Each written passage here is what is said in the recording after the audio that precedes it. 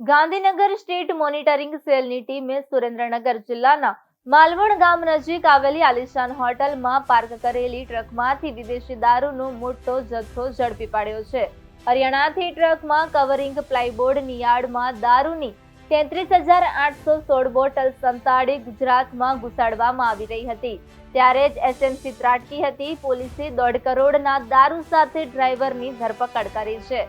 SMC દ્વારા દરોડામાં 1,50,00,000 કિંમતની દારૂની 33,816 બોટલ મળી આવી હતી. આ દારૂ હરિયાણાના જુંડલ તેમજ જટવારમાં લીકર પ્રાઇવેટ લિમિટેડ તેમજ ઓસીસીસ કમર્શિયલ પ્રાઇવેટ લિમિટેડમાં બનાવવામાં આવ્યો હતો. આ દારૂ હરિયાણાથી ટ્રકમાં કવરિંગ પ્લાયબોર્ડની યાર્ડમાં ભરી ગુજરાતમાં ઘુસાડવામાં આવ્યો હતો.